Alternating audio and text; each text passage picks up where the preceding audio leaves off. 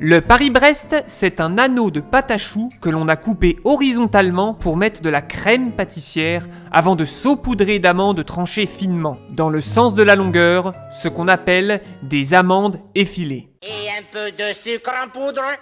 Comme touche finale, mais pas n'importe quel sucre, du sucre broyé très finement, ce qu'on appelle du sucre glace, qui s'appelle comme ça car il est censé donner un aspect un peu brillant à la pâtisserie.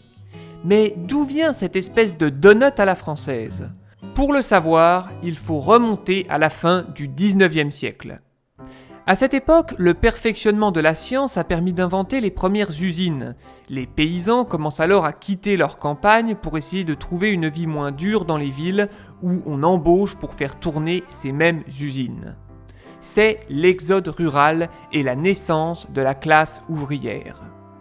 Et qui dit usine dit produire beaucoup pour moins cher, ce qui permet à de plus en plus de gens de pouvoir s'acheter des choses totalement inabordables par le passé car faites artisanalement. En particulier un véhicule qui allait pouvoir offrir à la population à petit revenu une alternative à la marche à pied, le vélo, qui devient hyper populaire à la fin du 19e. Et vu qu'on se déplace plus vite à vélo qu'à pied, on a très vite l'idée de commencer à faire la course avec. Et devinez quoi, le sport, ça fait vendre. Ça tombe bien parce qu'on est également à l'époque où la presse explose en France, toujours grâce aux progrès techniques, mais aussi grâce aux fruits de la Révolution française, à savoir la liberté de la presse. Les journaux étaient donc toujours plus nombreux et coûtant toujours moins cher, certains commençant même à avoir des illustrations en couleur s'il vous plaît, à l'image du Petit Journal. Merde, j'espère que vous avez une chute à tout ça parce que l'intro est comaque. J'y viens. Le Petit Journal, il voit l'énorme popularité du vélo et il décide alors de créer une petite course de vélo de 1200 km. La course devant relier deux villes françaises. La première ville étant bien entendu Paris et la seconde choisie fut Brest. C'est la course du Paris-Brest. La course sera un vrai succès avec plus de 200 cyclistes au départ.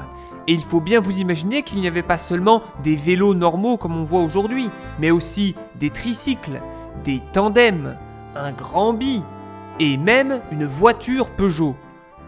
Ce qui donnera d'ailleurs pour l'anecdote plus tard l'idée au Petit Journal d'organiser ni plus ni moins que la première course automobile de l'histoire. Oui, les gars avaient du flair. Il faut dire que la Peugeot Type 3 qui a participé avec ses 25 km/h de pointe était quand même bien loin des 205 GTI avec leurs 206 km/h de pointe, beaucoup plus pratique pour ce qui est de se foutre au talus. Ah non mais du flair je vous dis les gars. Mais ils n'étaient pas les seuls, car les boulangers aussi ont vu dans cette course de vélo une opportunité d'augmenter leur chiffre d'affaires, en créant une pâtisserie exprès pour l'occasion. Alors, on ne sait pas avec une absolue certitude comment le Paris-Brest est apparu exactement. Mais l'histoire veut qu'un pâtissier de Brest se serait inspiré de la couronne de laurier que l'on remettait aux vainqueurs pour créer un croissant en pâte à choux avec de la crème pâtissière, le tout étant recouvert d'amandes pour évoquer les feuilles de la couronne de laurier. Et c'est là qu'un autre pâtissier qui s'appelait Durand aurait repris l'idée, mais en décidant de fermer le croissant pour former un cercle comme un donut. La couronne de laurier devenant alors une roue de vélo avec la pâte à choux représentant la jante, et la crème pâtissière disposée de façon torsadée est censée évoquer le pneu avec les sculptures de la bande de roulement. À propos de pneus, encore pour l'anecdote, Michelin aussi flaira le bon filon, embauchant un cycliste pour faire la promotion de leur nouvelle invention, le pneumatique démontable. Et figurez-vous que leur poulain a gagné la course.